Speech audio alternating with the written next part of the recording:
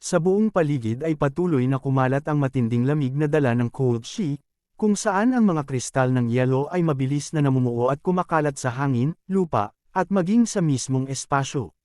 Lalong tumindi ang daloy ng lamig at nyebe, habang ang mga hugis ng yelo ay nagiging mas detalyado at matalas sa bawat paglipas ng sandali.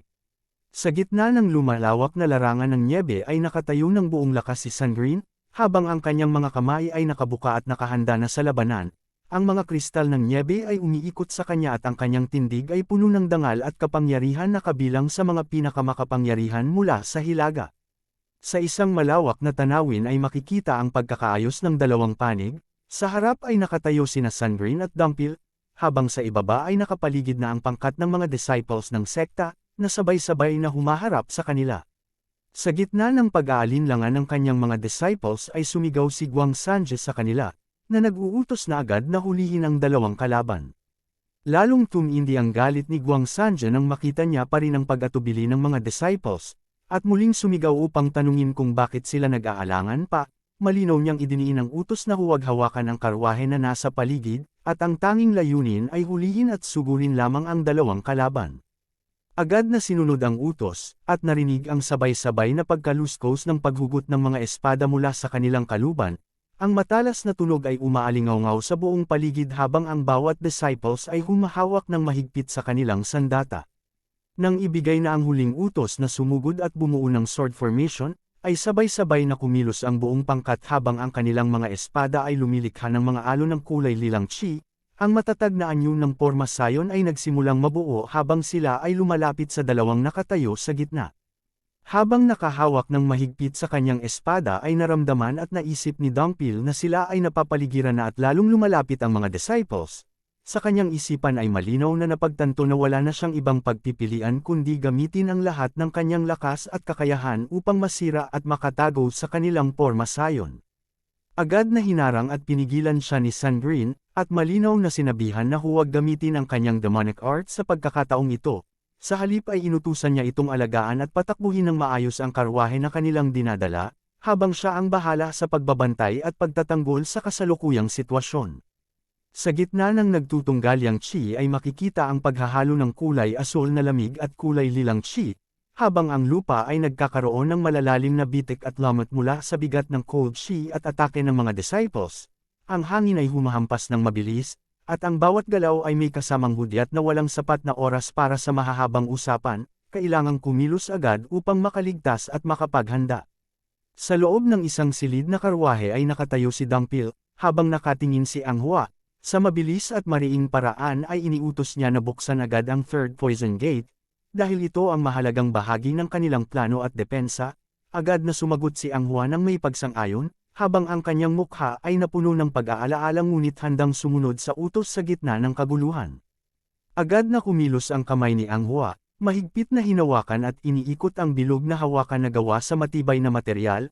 Ang malakas at malalim na tunog ng pagkilos ng makinarya ay umaalingaw-ngaw sa buong looban. Sa labas at sa bahagi ng karwahe ay makikita ang pagkilos ng mga bakal at kagamitan, na may kasamang sunod-sunod na tunog na nagmumula sa pagbubukas at paghahanda ng mga pintuan at lagusan. Habang hawak ang mahabang hawakan ay muling nagbigay ng utos si Dumpil na gamitin agad ang Iron Armor Protection, upang masigurong ligtas ang kanilang kinalalagyan at protektado laban sa anumang atake. Sa bahagi ng kagamitan ay lumitaw ang mga nakahandang tubo, na may kasamang matalas na tunog ng pagbubukas. Ang mga ito ay nakaposisyon na ng maayos. Sa pagharap muli ay malinaw na ipinaliwanag ni Dumpil na dapat silang maghintay sa kanyang hudyat. Kapag ibinigay na ang unang senadoryas ay magpapaputok agad, at kapag sumunod na ang ikalawang hudyat ay sa kabubuksan ng third poison gate. Mabilis na sumagot si Anghua na naiintindihan na niya at handang sumunod sa bawat utos. Sa labas ay nakatayo si Sandrine, sa kanyang harapan ay nakapila ang buong pangkat ng mga disciples, na nakahanda na sa kanilang porma sayon at pag-atake. Sa gitna ng paggamit ng kapangyarihan ay naramdaman at naisip ni Sandrine na magiging masama kung patuloy pa niyang gagamitin ang Ice Essence Divine Arts, dahil mayroon na siyang malalim na panloob na pinsala at mas lalo lamang itong lalala sa bawat paggamit. Sa kanyang isipan ay malinaw na ang panganib, ang bawat patak ng lakas na ibinibigay niya ay nagpapahina sa kanyang sarili, habang ang dugo ay dahan-daang lumalabas sa kanyang bibig bilang tanda ng pagkapagod. Sa panig ni Guang Sanja ay napansin niya ang pagbabago sa kapaligiran, at sa kanyang isipan ay may halong gulat, habang napag-isipan na ang matinding cold chi ay dahan-daang humihina at nababawasan ang lakas nito. Sa gitna ng labanan ay napagtanto at naisip ni Guang Sanja na si Sandrine ay labis na pinipilit ang sarili upang maglabas ng napakalakas na cold chi, bagaman nakabuo ito ng nakapanghihinang epekto sa kanilang hanay. Malinaw sa kanyang isipan na malaking bahagi ng kanyang sariling internal energy at lakas ang naubos dahil sa paggamit ng ganitong antas ng kapangyarihan. Ang kanyang mukha ay puno ng panlilinlang, habang ang kulay lilang liwanag ay kumikislap sa paligid ng kanyang mga mata. Sa kanyang palagay, ito na ang kanilang pagkakataon upang makausad at magtagumpay. Sa isang iglap ay narinig ang malakas na tunog ng pagtalon ng pagsabog sa lupa. Sumugod si Guang Sanja mula sa itaas, habang sumisigaw ng utos na ito na ang tamang sandali upang lumusob. Hawak niya ng mahigpit ang kanyang espada, at ang kanyang katawan ay bumulusok pababa ng may buong bilis. Sa ibaba ay nakatayo si Sandrine, habang nakatingin sa papalapit na banta. Bago pa man makarating ang atake ay sumugod agad si Dumpil upang saluhin ito, habang sumisigaw ng babala na siya ang bahala sa pagbabantay at pagtatanggol kay Sandrine. Hinarangan niya ang talam ni Guang Sanja, na lumilikha ng matinding liwanag at tunog ng pagtatagpo ng bakal at chi. Sa gulat ay hindi makapaniwala si Guang Sanja habang nakita niyang naharangan ang kanyang atake. Sa kanyang isipan ng may pagtataka, sinabi niya na paano nagawang harangan ng isang Karwa hero lamang ang kanyang espada. Muling nagkaroon ng matinding pagsabog sa pagitan ng dalawang panig, habang ang liwanag ng kulay lilang at kulay itim na chi ay naghalo at nagkalat sa buong paligid. Sa lakas ng puwersa ay natulak palayo at halos matamba na si Guang Sanja, habang lumabas sa kanyang bibig ang tunog ng sakit. Ikawalong tagpo, agad na lumingon si Dumpil at nagtanong ng may pag-aalala kung maayos ba ang kalagayan ni Sandrine. Nakatayo pa si Sandrine ngunit tila humihina, habang ang lamig sa paligid ay hindi na kasing tindi tulad ng una, at ang kanyang paghinga ay mabigat at mahirap na. Upang makabawi at dagdagan ang lakas ay nagutos si Guang Sanja na ibuhos at palakasin ng husto ang kapangyarihan ng kanilang sword formation. Agad na sumunod ang buong pangkat, habang ang bawat isa ay naglabas ng mas matinding alon ng kulay lilang chi, kasabay nito ay ang mga alon ay sabay-sabay na humahampas pasulong. Sa harap ng napakalakas na pagsalakay ay napagtanto ni Dumpil na wala na silang panahon upang umiwas at lumayo pa. Sa kanyang isipan ay malinaw na ang panganib, habang ang alon ay papalapit ng mabilis na sumisira sa lupa at bato sa daanan nito. Sa gitna ng matinding sagupaan ay sabay-sabay na hamampas ang mga alon ng kulay lilang chi mula sa sword formation, biglang sumabog sa kanilang likurang gusali sa kinalalagyan ni Hong Sanja sa loob ng palasyo. Habang nakaharap sa pinanggalingan ng bagong banta ay napalingon at napabulong si Guang Sanja, na puno ng gulat, habang napagtanto na ang panganib ay nagmumula sa loob mismo ng kanilang sariling gusali. Agad na tinawag niya ang nakatatandang disciple upang bigyan ng babala, ngunit huli na ang lahat. Agad na sumigaw si Dumpil, habang mabilis na humahakbang patungo sa karwahe at dala si Sandrine, na nagbibigay ng hudyat kay Anghua na simulan na ang itinakdang kilos. Ang karwahe ay mabilis na kumilos sa gitna ng kaguluhan, habang ang mga tunog ng mekanismo ay umaalingaw-ngaw sa buong paligid. Mula sa labas ng karwahe ay narinig ang malakas at matalas na tunog ng pagbubukas ng mga mekanismo. Ang ingay ay umaalingaw-ngaw sa bawat sulok. Sa gitna ng pagsalubong ay narinig ang malakas na sigaw ng hirap mula sa mga disciples ng sekta habang tinamaan sila ng biglaang pagsalakay. Ang kanilang katawan ay napilitang yumuko at halos madapa, habang ang espada ay halos mawala sa kanilang hawak. Ang lakas na tumama sa kanila ay hindi inaasahan, na nagdulot ng pagkalito sa kanilang porma sayon. Habang nakaupo sa tabi ng karwahe ay malakas na ibinigay ni Dumpil ang utos na ilabas na ang first poison. Mula sa itaas na bahagi ng karwahe ay sabay-sabay na lumabas ang makapal at kulay berdeng usok at gas na humahalo sa hangin at mabilis na kumalat sa buong paligid. Agad na napagtanto ng mga disciples ng sekta ang kung ano ang kanilang kinakaharap, at sabay-sabay na sumigaw sila ng babala sa isa't isa na ito ay nakamamatay na poison gas. Nagutos si Guang Sanja na agad na lumayo at lumikas palayo sa lugar na sakop ng lason, habang tinatakpan ang kanilang ilong at bibig upang hindi malanghap ang nakamamatay na usok. Sa gitna ng makapal na berdeng usok ay nakita ni Guang Sanja ang isang anino na lumilitaw mula sa likuran, at napabulong siya sa gulat habang napagtanto na may isa pa silang hindi inaasahang kalaban. Sa gitna ng usok ay nagsalita ang anino sa kalmado ngunit matalas na tinig, na sinasabing akala ng lahat ay tumakas lamang sila upang iligtas ang sariling buhay, ngunit lumalabas na ang tunay na layunin ay upang makakuha ng bihag at gawing panagot ang kalaban. Hindi makapagsalita si Guang Sanja ng maayos sa gulat, at ang kanyang tanong kung paano at kailan ito naging posible ay nanatili lamang sa kanyang isipan. Sa gitna ng makapal na berdeng usok ng lason ay narinig ang nanginginig na tawagan ni Guang Sanja, habang nakita niyang nakahandusay na si Hong Sanja sa lupa.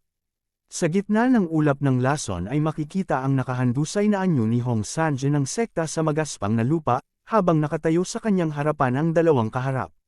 Sa gitna ng takot ay muling nagsalita si Guang Sanja, habang ang pawis ay tumutulong ng malakas sa kanyang mukha.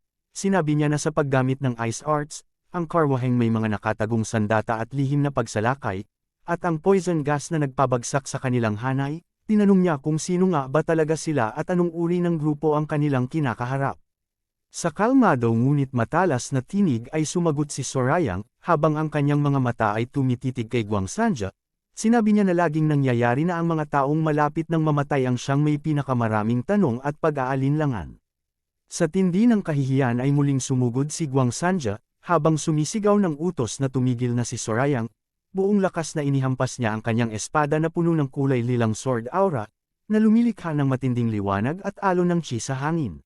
Sa isang iglap ay nawala at naglaho ang lahat ng chi at lakas ng atake, at sa gulat ay napagtanto at napabulong si Guang Sanja na ang kanyang sword aura ay tuluyang pinaghiwa-hiwalay at pinawi. Nakita niya ang paglitaw ng makapal at kulay pulang liwanag na bumabalot sa katawan ni Sorayang, at sa kanyang isipan ay agad na nakilala ang uri ng enerhiyang ito, ang nakakatakot at kilalang demonic energy. Sa nanginginig at halos hindi makapaniwalang tinig ay nagtanong si Guang Sanja kung sila ba ay kabilang sa demonic cult, habang ang pawis ay dumadaloy ng tuloy-tuloy sa kanyang mukha. Sa gitna ng kulay pulang liwanag ay sumagot si Sorayang, habang ang kanyang mga mata ay nagniningning na kulay pula at puno ng kapangyarihan. Sinabi niya na matagal na itong dapat nilang mapansin at malaman, at tila huli na ang lahat bago pa man nila ito napagtanto. Sa mabilis at walang tigil na kilos ay sumugod si Sorayang, habang ang kulay pulang alon ay humahampas kasama ng kanyang galaw, habang si Guang Sanja ay halos walang oras para umiwas, habang ang puwersa ng atake ay sapat na upang sirain ang anumang depensa na kanyang inihanda. Dahil sa lakas ng sipa ni Sorayang, ito ay nawala ng ulo at bumagsak sa lupa nang wala ng buhay, habang lumabas mga dugo nito sa kanyang leeg. Ang iba pang disciples ay nakatayo sa gilid, nanlilisik ang tingin ngunit nanginginig sa takot. Ang tunog ng pagbagsak ay umaalingaw-ngaw sa paligid, habang ang hangin ay dahan-dahang hamupa at nag-iiwan ng mabigat na katahimikan. Habang nakatingin sa mga natitirang disciples ay nagsalita si Sorayang sa matalas at walang takot na tinig, at tinanong kung mayroon pa ba sa kanila ang nais humarap upang ipaghiganti ang kanilang pinuno. Sa ngalan ng Mount Hua Sect, ang mga mukha nila ay namumutla, at walang sinuman ang sumagot at humakbang pasulong, tanging katahimikan at pag-aalinlangan ang nangingibabaw. Habang nakahandusay si Hong Sanja sa lupa at tinatapakan ng paa ni Sorayang ay muling nagsalita si Sorayang na tila nagtataka kung wala talagang sinuman ang nais kumilos. Sa kanyang isipan ay malinaw ang kanyang hinuha, na tila mas mahalaga sa kanila ang kaligtasan at pag-iral ng sekta kaysa sa buhay ng kanilang sariling pinuno. Tumayo siya ng tuwid at buong lakas na nagsalita, na inuutusan silang umalis agad sa kanyang daanan at huwag ng hamarang pa. Ang mga disciples ay umatras ng dahan-dahan, walang lakas na lumaban pa at takot na sumalungat pa sa kanya. Sa malawak na tanawin ay makikita ang kabundukan na nababalutan ng makapal na ulap at nyebe. Sa gitna ng madilim na gubat ay nakatayo si Sorayang sa harap ng dalawang bihag na nakatali ng mahigpit sa puno ng malaking puno. Sinabi niya sa kanila na tapos na ang kanilang gampanin at tungkulin sa plano. Habang nakaharap sa kanila ay ipinaliwanag niya na sa loob ng halos kalahating oras ay muling makakagalaw at magagamit nila ang kanilang sariling internal energy, at magkakaroon na ng lakas upang makalakad at makabalik sa kanilang sariling paraan. Sa tindi ng galit ay sumigaw ang tagapagbantay, at nangako na hahanapin niya ito kahit saan at papatayin kapag nagkaroon na ulit siya ng pagkakataon. Sa kalmado at halong paghamak na paraan ay sumagot si Sorayang, at sinabing hindi siya natatakot sa banta, dahil kahit mahanap man siya, ay hindi nila magagawang patayin siya.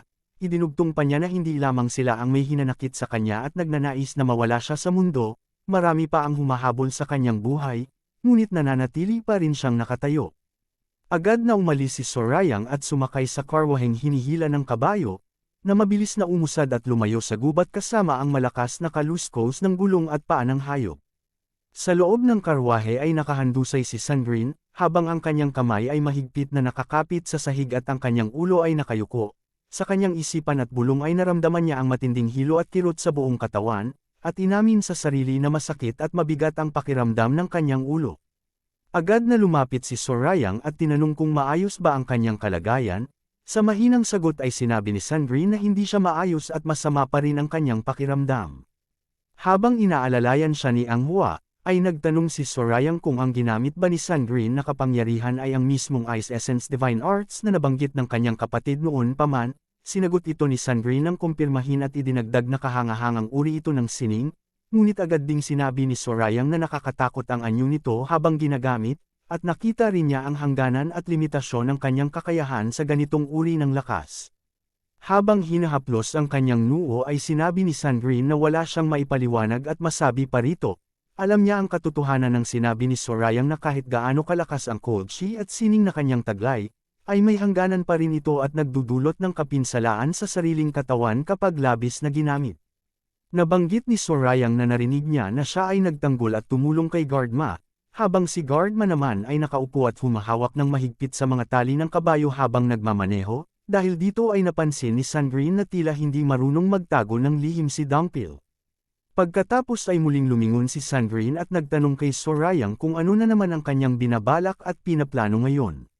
Sa kalmado at may halong ngiti na sagot ay sinabi ni Sorayang na hindi ito balak at pakana, kundi simpleng paghahanda lamang ng mga depensa at pananggalang. Idinugtong pa niya ang kanyang hiling na ang lugar na kanilang pupuntahan ay puno ng mga taong minipin at mabilis kumilos, dahil mas madaling harapin ang mga kalabang ganoon kaysa sa mag-isip pa. Sa kabilang dako, sa loob ng gusali ng Righteous Heavenly Alliance Leader Pavilion, ay ibinalita ang balita na ang pinuno ng Mount Hua Sect ay muling gumagawa ng masamang balak at pakana. Nabanggit na nagtatag ito ng isang samahan ng mga mangangalakal sa pagitan ng Shanxi at Hubei, ngunit hindi galing sa sarili niyang yaman ang pondo, sa halip ay nakumbinsi niya ang iba pang maliliit na samahan na sumali at magbigay ng tulong. Sa harap ng ulat ay tumango at nagsalita si Dam Seyong, ang pinuno ng Righteous Heavenly Alliance, na nagsabing nauunawaan na niya ang lahat. Nagsalita si Sanggak, ang pinuno ng Zhongnan Sect, habang seryoso ang kanyang mukha at nakatingin ng tuwid kay Dam Soyoung. Kinilala niya na may karapatan nga ang pinuno ng Mount Hua Sect na palawakin ang gawain at negosyo ng kanilang samahan, ngunit sa kanyang palagay ay dapat sana ay nagpabatid muna ito sa pinuno ng alyansa bago gumawa ng anumang hakbang na ganito kalaki at mahalaga. Sa hapag kung saan nakapatong ang isang tsaan at tasa, ay idinugtong ni Sanggak, na ang ginawang ito ay labag sa kasunduang pinagkasunduan ng lahat ng naunang namumuno. Ayon sa kanya, lumagpas na sa hangganan ang ginawa ng pinuno ng Mount Hua dahil kumikilos ito ayon lamang sa sariling kagustuhan ng walang palem at pagsang-ayon mula sa iba. Habang bahagyang nakayuko at nakatutok sa kanyang sinasabi, ay ibinahagi ni Dam Seyong ang kanyang balak na makipagkita sa pinuno ng Mount Hua sa pagtitipon na parang paghahatid lamang ng tsaa. Sa kanyang isipan ay malinaw na walang mabuting magiging bunga ang pagkilos ng hayagan at walang pag-iingat, at kailangan itong harapin ng maayos ngunit matatag upang maitama ang maling gawain. Bilang pagtugon at pagpapakita ng pakikipagtulungan, ay sinabi ni Sanggak na alam niyang abala ang pinuno ng alyansa sa maraming gawain, ngunit kung sakaling kailanganin ng tulong ay makakaasa ito sa buong lakas at kakayahan ng Zhongnan Sect.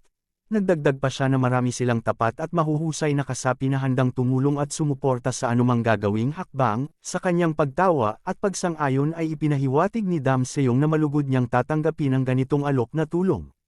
Sa loob ng kanyang isipan ay pinagmasdan ni Dam Seyong ang sinabi ni Sanggak, at napansin niya na ang pinuno ng isang dakilang sekta ay nagpapakita ng kahandaang magsilbing tulay at kamay paa para sa Righteous Heavenly Alliance. Sa kanyang salita ay pinaalalahanan niya si Sanggak na huwag ibaba ang sarili at ituring na mas mababa ang kanyang katayuan, dahil ang pagtutulungan ay nararapat lamang sa pagitan ng mga tapat na kasapi ng alyansa. Sa gitna ng usapan ay biglang narinig ang malakas na tawagan mula sa labas, na nagsasabing may mahalagang ulat para sa pinuno ng alyansa, agad na nagbigay ng pahintulot si Dam Seyong na magpatuloy at sabihin ang balita. Pagpasok ng tagapagbalita ay ibinunyag niya ang nakagugulat na katotohanan, na si Hong Sanja, ang pinuno ng Mount Hua sect, ay dinukot at nawawala na. Sa gulat ay kitang-kita sa mukha ni Sanggak ang pagkabigla, tumulo ang pawis sa kanyang pisngi at nanlaki ang kanyang mga mata habang nakatitig sa tagapagbalita. Lalong lumalim ang pag-aalala sa mukha ni Dam Seyong habang iniisip ang kahalagahan at epekto ng pangyayaring ito sa buong alyansa. Agad na nagtanong si Dam Seyong kung sino ang may kagagawa ng pagdukot, habang nakahawak ng mahigpit sa gilid ng mesa. Sumagot ang tagapagbalita na sa ngayon ay sinusuri pa lamang nila ang katotohanan at sinusubukang alamin kung sino ang may gawa, ngunit hanggang sa ngayon ay wala pa silang tiyak na sagot.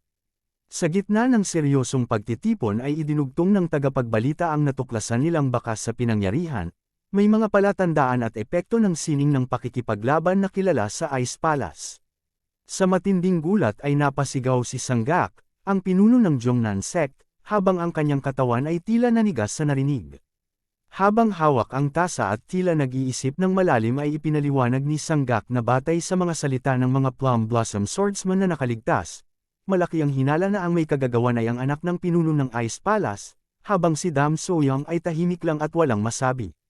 Sa isipan ni Dam Soyoung ay nabuhay ang tanong, noong akala nila ay namatay na ito noon pa man sa loob ng Beast Palace, ngunit lumilitaw na buhay pa ito at aktibo pa rin, idinagdag pa ang ulat na ang antas ng kanyang kapangyarihan ay umabot na sa Ultimate Tick, ang pinakamataas na antas na kilala sa sining ng pakikipaglaban. Nagtanong si Dam Seyong kung may iba pa bang kasama ang pinuno ng Mount Hua sa pagkakataong iyon, at idinugtong niya na hindi niya inaakalang nagtungo lamang ito ng mag-isa sa mapanganib na lugar.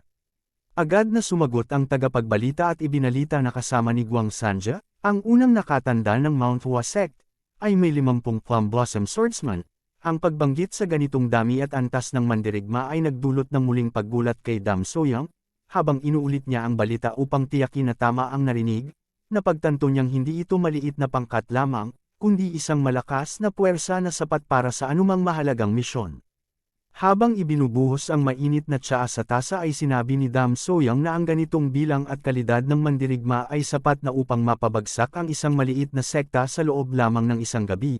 Gayunpaman, idinugtong niya ang kanyang malaking pagtataka kung paano nagawang dukutin ang pinuno kahit kasama ang ganitong kalakasan, na nagpapahiwatig na mayroong mga nakahandang panlaban at mabisang estratehiya ang mga salarin.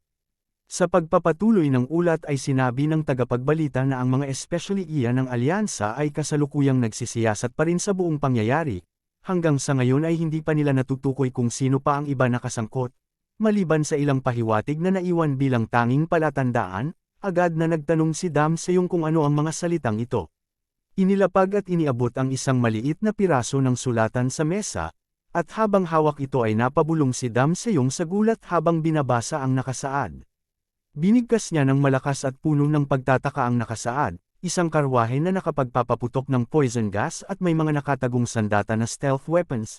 Ang kanyang tinig ay puno ng hindi paniniwala, habang muling inuulit ang mga salitang ito upang masigurong tama ang nabasa.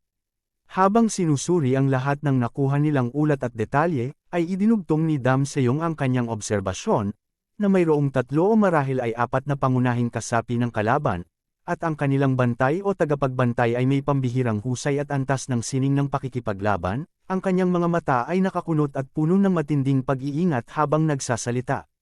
Muling lumingon si Dam Soyoung habang hawak ang ulat at ibinahagi ang kanyang hinala na malaki ang posibilidad na ang mga ito ay patungo sa rehiyon ng Shanxi. Ang mukha ni Sanggak ay napuno ng pag-aalinlangan habang binabanggit ang lugar, at inulit niya ang pangalan sa mahinang tinig habang iniisip ang kahalagahan at posibleng dahilan ng pagtungo nila roon. Sa matibay at walang pag-aalinlangan na kilos ay ibinaba ni Dam Seyong ang kamay at mula rito ay sumiklab at umapoy ang nagniningas na inner fire. Idineklara niya na anuman ang dahilan at layunin, ang Righteous Heavenly Alliance ay hindi maaaring manatili lamang at kailangang kumilos agad. Ang pangunahing utos ay hanapin at matukoy ang kinaroroonan ng mga dumukot at managot sila sa kanilang ginawa. Habang hawak ang nagniningas na apoy sa kanyang palad ay idinugtong niya ang karagdagang utos, at sinabihan si Sanggak na ipagbigay alam sa pinuno ng pangkat ng mga mananaliksik at sundalo ang kanyang mga nais ipagawa. Sa masusing pagtingin at matalas na pag-iisip ay ibinigay ni Dam Seyong ang tiyak na gawain, alamin kung saan nagmula at kung sino ang gumawa ng kakaibang karwaheng may poison gas at mga nakatagong sandata, agad na sumagot ang tauhan ng buong katapatan at pagsunod, at kinilala ang utos bilang kanyang tungkulin na gagawin agad. Sa harap ng marangyang gusali ng Alliance Leader Pavilion, ay narinig ang tanong kung ito ba ang nais na gawin, na alamin ang pinagmulan ng nasabing karwahe, habang ang tanong ay tila bumabalik sa kung gaano kahalaga ang bakas na ito upang mabuo ang buong katotohanan at matukoy ang mga may kagagawan. Habang nakaupo sa hapag ng usapan ay ipinaliwanag ni Dam Seyong ang dahilan ng pag-uutos na ito. Nakarating sa kanya ang balita na ang anak ng pinuno ng Ice Palace ay nakasakay sa nasabing karwahe, at ang kagamitang ito ay may kakayahang maglabas ng lason at gumamit ng mga lihim na sandata. Idinugtong pa niya na bagaman mahirap isipin ang uri at kayamanan ng ganitong sasakyan, ay tiyak na kakaunti lamang ang samahan at puwersa sa buong lupain na may kakayahang gumawa at magamit ito. Sa pagpapatuloy ng kanyang pagsusuri ay ibinahagi niya ang mahalagang detalye, ang babaeng akala nilang namatay na at dinala noon pa man ng Beast Palace ay biglang lumitaw muli sa rehiyon ng Hubei, at kasama niya ang mga mandirigmang may napakataas na antas ng kasanayan at lakas. Idinugtong pa niya na ang ganitong mga palatandaan ay nagpapakipot at nagpapaliit ng mga posibleng hinala, upang mas madaling matukoy kung sino nga ba ang tunay na may kagagawan at kasangkot sa pangyayari. Sa gitna ng matinding pag-iisip at pag-uugnay-ugnay ng mga kaganapan ay biglang sumagi sa isipan ni Sanggak ang isang nakakatakot na hinala, at sa kanyang mukha ay kitang-kita ang matinding gulat at pagkabigla habang ibinubulong ang tanong kung ito ba ay gawain ng demonic cult. Sa mahinahon ngunit matatag na paraan ay itinuwid ni Dam Seyong si Sanggak, at sinabing tila nagmamadali at lumalayo na ito sa tamang landas ng pagsisiyasat. Ipinaliwanag pa niya na sa pinangyarihan ay natagpuan lamang ang mga bakas at epekto ng Ice Arts, at kung mayroon man lamang palatandaan ng Demonic Arts, ay tiyak na ito ay malalaman at makararating sa kanya agad. Sa wakas ay napagtanto ni Sanggak ang katotohanan at sumang-ayon na tama ang sinabi ni Dam Seyong, habang ang kanyang kalooban ay medyo guminhawa sa narinig na paliwanag. Nakatayo si Dam Seyong sa may nakabukas na bintana ng gusali, habang ang kanyang tingin ay nakatuon sa malayo at malalim ang kanyang pag-iisip. Sa kanyang pagsusuri ay napagpasyahan niya na kung ang mga salarin ay patungo sa hilaga, tiyak na nagmula sila sa timog, ngunit nananatili pa rin ang malaking tanong sa kanyang isipan kung gaano kalayo mula sa katimugang bahagi ang kanilang pinagmulan. Lumingon si Dam Seyong at tinawag si Sanggak ng may paggalang, habang ang kanyang mukha ay seryoso at puno ng pag-aantay sa kung anong karagdagang hakbang ang ilalabas ng pinuno ng alyansa. Humarap si Dam Seyong kay Sanggak at nagtanong kung ano ang palagay nito, at iminungkahi na nararapat silang magsiyasat sa Merchant Union na itinatag ni Hong Sanje sa hangganan ng mga rehiyon ng Shanxi at Hubei. Ipinaliwanag niya na kanyang pipigilan pansamantala ang pagkilos at pagbabalita ng kanilang mga especially iya sa loob ng isang araw. Sa isipan ni Sanggak ay malinaw ang kahalagahan ng desisyong ito. Ang pagpigil sa daloy ng balita ay nangangahulugang hindi agad makakarating ang ulat sa iba pang kasapi ng 10 grade sects, at nagbibigay ito sa kanila ng pagkakataong ayusin at lutisin ang buong pangyayari bago pa ito lumawak at maging masalimuot pa. Tumawa ng mahina at puno ng tiwala si Sanggak. Sabay na pinaglapit ang kanyang mga palad bilang tanda ng pagtanggap at pangako, at sinabing ipagkatiwala lamang ito sa kanya at gagawin niya ang lahat ng kanyang makakaya. Bilang paalala at babala ay sinabi ni Dam Seyong na kailangan ng matinding pag-iingat dahil ang kalaban ay isang ganap na martial master na nakalaban at napagtagumpayan ng 50 mandirigma na nasa antas ng Peak Realm, at nagawang dukutin ang mismong pinuno ng Mount Hua Sect. Idinugtong niya na kailangang gumamit ng mas malaki at mas matibay na puwersa kaysa sa ginamit ng kalaban upang magtagumpay. Sa kabilang dako ay sumagot si Sanggak na huwag mag-alala, bagaman hindi madalas kumilos ang Zhongnan Sect, kapag sila ay nakibahagi ay ibinibigay nila ang kanilang buong lakas at kakayahan, at nangakong matutupad niya ang inaasahan sa kanya. Bahagyang gumuhit ang isang halos hindi mapansing ngiti sa gilid ng labi ni Dam Seyong, habang ang kanyang mukha ay nanatiling seryoso ngunit may halong pagkilala sa pangako ni Sanggak. Tumingin ng matalas si Dam Seyong, at ibinigay ang pangako at gantimpala, kung magiging matagumpay ang lahat at maging maayos ang takbo ng gawain, ang Merchant Union na sinimulan ni Hong Sanje ay magiging pag-aari at sakop na ni Sanggak. Lumipat ang tagpo sa gubat malapit sa Baokang, Hubei, kung saan makikita ang luntiang mga dahon at katahimikan ng paligid. Narinig ang ulat na dinala ng isang bantay. Ang binata at pinuno ay nakarating na sa lugar, agad na nagtanong ang punong bantay kung ano ang kalagayan at kung paano ang takbo ng mga bagay sa kasalukuyan. Sa gitna ng gubat ay humarap si Gong Yachi at sinabing nakakuha sila ng isang napakahalagang at malaking bagay, isang bagay na magpapabago sa takbo ng kanilang gawain. Agad na nagtanong si Sorayang sa kanya kung sino at ano ang tinutukoy niya.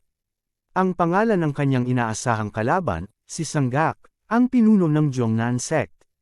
Agad na humalaklak si Sorayang habang gumuhit ang masayang ngiti sa kanyang mga labi, at ibinahagi ang kanyang saloobin na tila sunod-sunod silang nakakakuha ng mga napakahalagang huli, isang malaking isda matapos ang isa pa. Lumipat ang tagpo sa Marangya at matayog na gusali sa Shanxi, ang tahanan ng Jongnan sect, kung saan nagtanong ang isang bantay kung buo at naroon na ba ang lahat ng nakatakdang dumating. Bilang sagot ay ibinalita na nasa lugar na ang 70 Celestial Swordsman, kasama ang buong pangkat ng 10 Mountain Splitting Swords, ang pinakamalalakas at tapat na mandirigma ng kanilang samahan, ang tanawin ng gusali sa ilalim ng kulay kahel na kalangitan. Sa loob ng isang silid-aral na puno ng mga aklat at kasulatan, ay nagtanong si Sanggak kung nasaan naman ang mga nakatatanda ng sekta. Agad na sinagot ito ng tauhan na sa pangkat ang 5 at 7 nakatanda, ang mga pinakakilalang may karunungan at husay sa buong Jongnan. Nang marinig ito ay nagulat si Sanggak, habang ang kanyang kilay ay bahagyang nakakunot at gulat ang makikita sa kanyang mukha, hindi niya inaasahan na ang 7 nakatanda ay lumabas na sa kanyang mahabang isolation training, ang masusing pagsasanay na ginagawa ng mag-isa upang lalong mapalalim ang sariling kakayahan. Ipinaliwanag ng tauhan na kusa itong nagpasya na lumabas dahil nais na niyang gamitin sa gawa ang kanyang natutunan, bagaman tila mabilis ang kanyang desisyon, ay kitang-kita at damang-dama na ang kanyang chi at panloob na lakas ay mas malalim, mas matatag, at mas makapangyarihan kaysa noon pa man. Idinugtong pa niya ayon sa sinabi ng 5 nakatanda na halos wala ng pagkakaiba ang antas ng kasanayan at lakas ng 2 nakatatanda. Tumawa ng malakas si Sanggak habang inaalala ang kilalang katangian ng 7 nakatanda, na noon pa man ay laging nagnanais na lumampas at maging higit sa iba, pagkatapos ay idinugtong ng tauhan na may karagdagang tulong din silang matatanggap mula sa Supreme Dragon Clan. Nagulat muli si Sanggak at nagtanong kung totoo ito, dahil sa kanyang akala ay abala ang nasabing angkan sa kanilang mga gawain at kalakalan sa Sichuan. Ipinaliwanag ng tauhan na ipinagbili ng pinuno ng angkan na itanong kung nais bang makipag-inuman si Sanggak sa kanya kapag natapos na ang lahat ng ito. Muling tumawa ng masaya at buong puso si Sanggak, habang inilalagay ang kanyang kamay sa kanyang baba at sinabing hindi niya tatanggihan ang paanyayang makipag-inuman sa isang tapat at mabuting kasama. Idinugtong pa niya ang kanyang matinding pag-asa na kung tunay na tutulong ang Supreme Dragon Clan, ay magiging matagumpay ang kanilang gagawin. Sa kanyang isipan ay malinaw at tiyak si Sanggak, anuman ang mangyari at anuman ang maging kalalabasan, ang karangalan at tagumpay ng buong pangyayaring ito ay dapat at mananatiling sa Jongnan sect. Nagtanong si Sanggak tungkol sa kinaroroonan ng mga dumukot, agad na ibinalita ng tauhan na kasalukuyan silang nasa pagitan ng Baokang at Fangxian, sa paanan ng Wudang Mountain, at idinagdag na nararapat silang kumilos agad tungkol dito. Sa pagpapatuloy ng kanilang pagsusuri ay ipinaliwanag ni Sanggak na tiyak na nais makialam ang pinuno ng Wudang sect kung malalaman ang pangyayari, ngunit hindi ito magagawang kumilos. Ang dahilan ay nananatili pa ring gulo at kaguluhan sa loob ng kanilang sariling samahan. Ang Wudang ay kasalukuyang nahaharap sa matinding internal turmoil, kaya't walang kakayahan at panahon na tumulong at makialam sa labas ng kanilang sakop. Nagulat at nagtaka ang tauhan, habang nakakunot ang noo at nanlalaki ang mga mata, at tinanong kung ano ang ibig sabihin ng sinabi niya tungkol sa hindi makakilos ng Wudang, dahil kilala ang sekta bilang isa sa pinakamakapangyarihan sa buong lupain. Sa gitna ng malabo at maulap na kabundukan ay ibinahagi ang kalagayan ng Wudang, hindi katulad ng Shaolin, ang sekta ay laging sumusunod sa daloy ng daigdig. Ngunit ang kasalukuyang pinuno ay labis na naghahangad ng kapangyarihan at nais na alisin ang sinaunang kaugalian ng complete isolation training na hiwalay sa sibilisasyon, sinabing kung hindi dahil sa mga nakatatanda na nagtatanggol sa tradisyon, ay mas malala pa ang magiging kalagayan nila. Gayunpaman, nabanggit pa rin na buhay pa rin ang tinaguriang perfected being, si Hyun Chun, ang itinuturing na pinakamahusay na daos ng Wudang. Ipinakilala ng buong dangal si Hyun Chun bilang primordial martial sword god ng Wudang sect, ang pinakamahusay na mandirigma sa paghawak ng espada. Siya ang dahilan kung bakit kilala sa buong daigdig ang alamat ng Twin Gods of Orthodox Martial Arts, kasama ang Divine Monk of Shaolin at ang dakilang Arhat Fist God, Grandmaster Jok Song. Bumalik ang usapan sa silid-aral, at ipinaliwanag ni Sanggak na si Hyun Chun ay may kapangyarihan at impluensya sa buong wudang, kahit ang pinuno ay hindi siya maaaring baliwalain at ipagwalang bahala, dahil sa patuloy na alitan at hidwaan sa loob ng sekta dulot ng pagtutunggali sa kanya, ay wala silang panahon at pagkakataon na habulin ng mga dumukot at makialam sa pangyayari. Mahigpit na hinawakan ni Sanggak ang kanyang espada, sinabi niya na dahil nakalap na nila ang buong lakas at nakuha pa ang tulong ng Supreme Dragon Clan, ay hindi na dapat sayangin pa ang kahit anong oras. Buong tapang at may halong galit ay inilabas ni Sanggak ang kanyang espada at idineklara ang kanilang layunin, iligtas ang pinuno ng Mount Wasek kahit na itinuturing niya itong hanggal sa ginawang pagkilos. Sa gabi, sa ilalim ng maliwanag na buwan at bituin sa gitna ng kagubatan, ay napagkasundoan ang kanilang takdang oras, kung aalis sila ng maaga kinabukasan, ay darating sila sa bawkang pagsapit ng tanghali. Sa tabi ng nagliliyab na apoy kung saan nakaupo ang pangkat sa mga troso ng kahoy, ay ipinaliwanag ni Sorayang ang kanilang daan. Mayroong maayos na government road na patungo sa Shanxi mula sa lugar na iyon, kaya't magiging mas madali at mas mabilis na ang kanilang paglalakbay mula roon. Nagtanong si Sandrine kung hihinto ba sila sa mga restoran o tuluyan sa kanilang paglalakbay. Sinagot siya ni Sorayang, na nagsasabing magpapahinga nga sila, ngunit hindi sa malalaking lungsod upang hindi sila madaling masundan at mapansin. Napag-isipan ni Sandrine na mayroon siyang nakalimutang itanong kung ano ang nangyari sa Plum Blossom Swordsman, dahil hindi niya ito masubaybayan ng maayos noon pa man. Bilang sagot ay ipinaliwanag ni Sorayang na ang mga ito ay kasalukuyang humahabol sa kanila mula sa napakalayong lugar pa lamang, at hindi pa nakakalapit ng husto. Sa narinig na balita ay labis na namangha at nagulat si Sandrine, habang nanlalaki ang kanyang mga mata.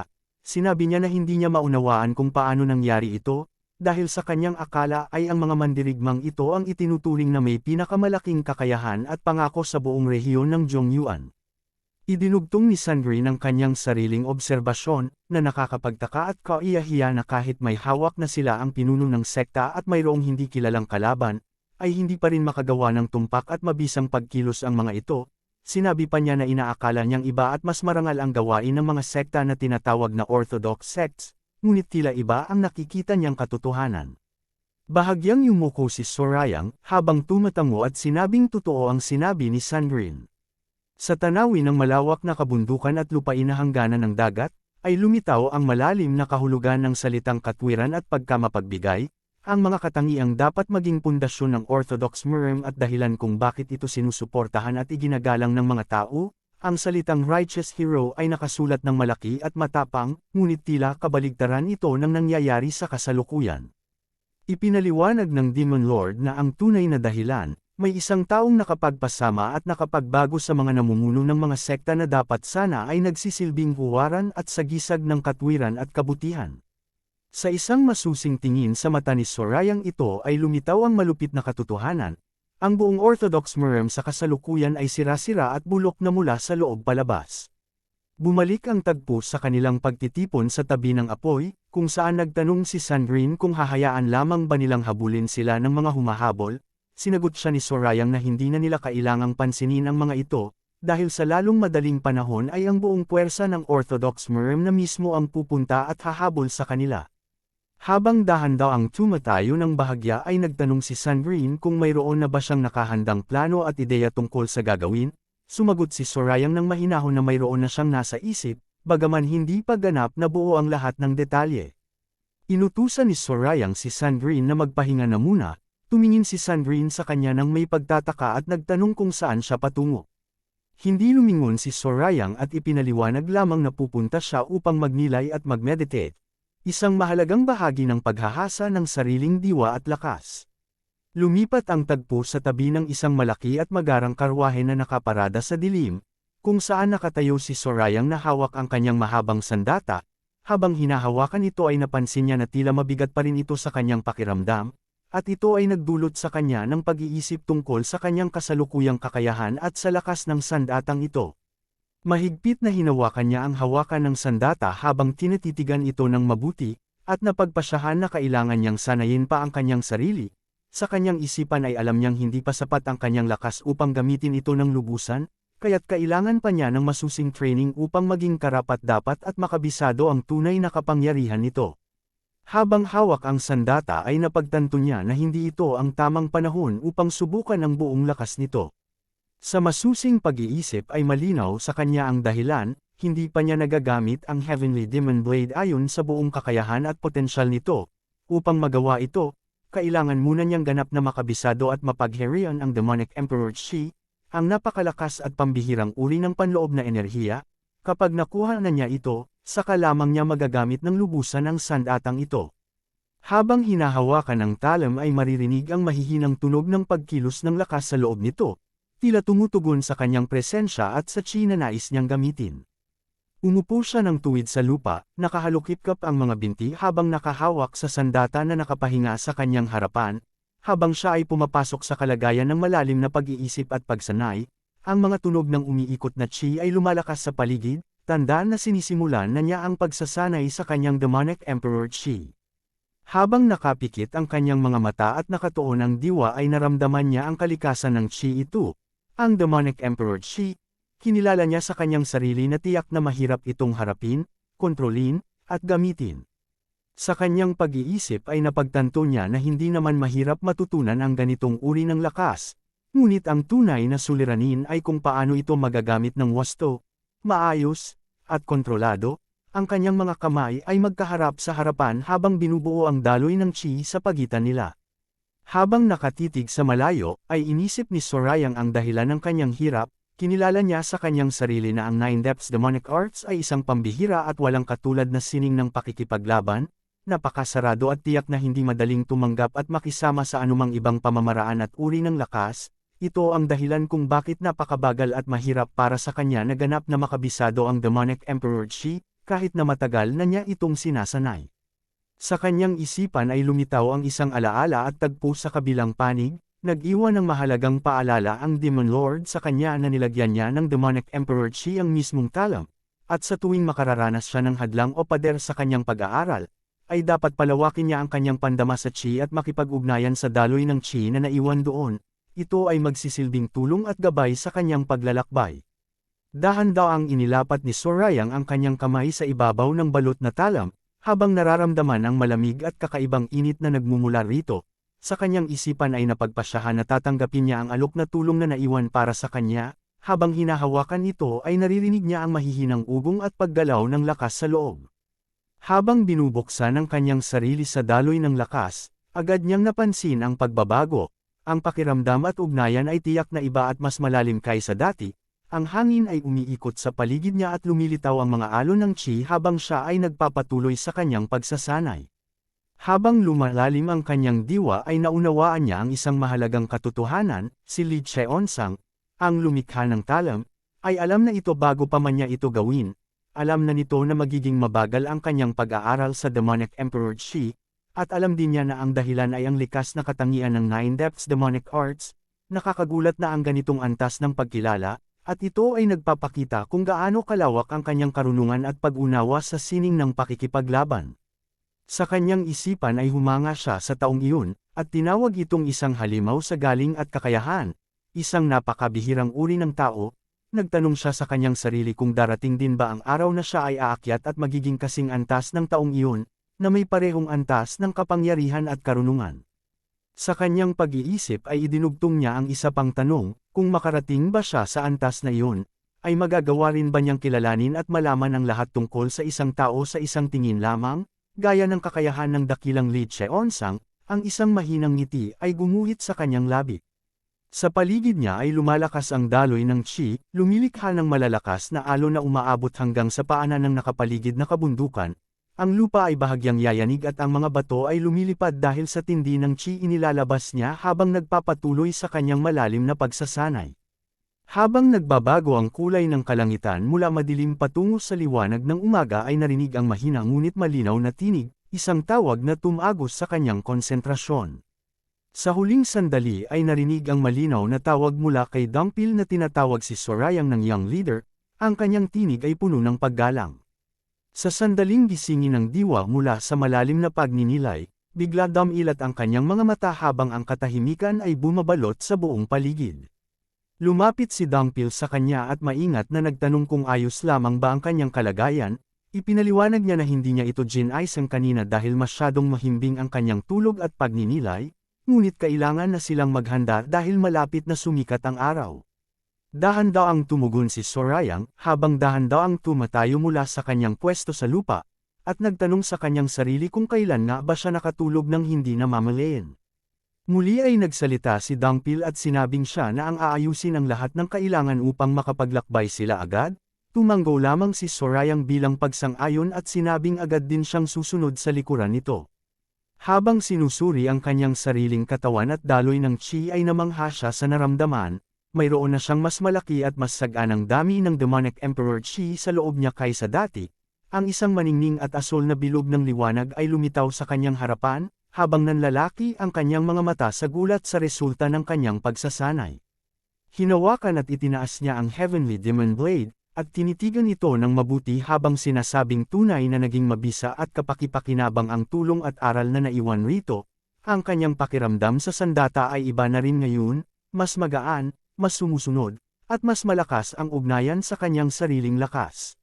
Sa kanyang isipan ay napagpasyahan na nararapat lamang na subukan niya ito agad, upang makita kung paano nagagana ang kanyang kakayahan kasama ang mas malalim at masaganang demonic emperor chi. Agad na inilabas niya ang kanyang lakas at ginamit ang pamamaraang tinatawag na soul-taking palm. Mula sa kanyang palad ay lumabas ang matinding chi na kulay asul at puti, na puno ng puwersa at bilis. Ang paligid ay naging mas maliwanag dahil sa liwanag na dulot ng kanyang pagkilos, at ang mga tunog ng daloy ng chi ay umaalingaw-ngaw sa buong lugar. Ang chi ay tumama sa malaking bato ng may matinding lakas, lumilikha ng malalaking alon at bilog na liwanag na kumalat sa lahat ng direksyon. Ang chi ay lumipad ng mabilis at bumuo ng umiikot na bilog ng chi sa harapan niya. Sa sandaling tumama ang puwersa sa harapan, ay nagkaroon ng malalakas na ugong sa paligid, ngunit pagkatapos nito ay biglang hamupa ang lahat. Ang inaasahang matinding epekto ay hindi dumating, at ang paligid ay nanatiling buo at hindi nasira gaya ng inaasahan niya. Naguluhan si Sorayang habang nakatitig sa walang nagawang harapan, at sa kanyang isipan ay nagtanong kung bakit tila walang nangyari kahit na buong lakas niya itong ibinuhos. Nanlalaki ang kanyang mga mata sa gulat at pagkadismaya, dahil sa dami ng demonic emperor chi na nasa loob niya ay inaasahan niyang maging matagumpay ang kanyang pagsubok. Agad siyang tumakbo palayo habang tinatawag ang pangalan ni Dongpil, at sinabing maghintay ito sa kanya. Sa likuran niya ay naiwan lamang ang mga bakas ng kanyang pagsubok. Sa pwestong tinamaan ng kanyang pamamaraan ay makikita ang isang maliit na butas sa matibay na bato, na may mga guhit na tila mula sa umiikot na puwersa ng chi.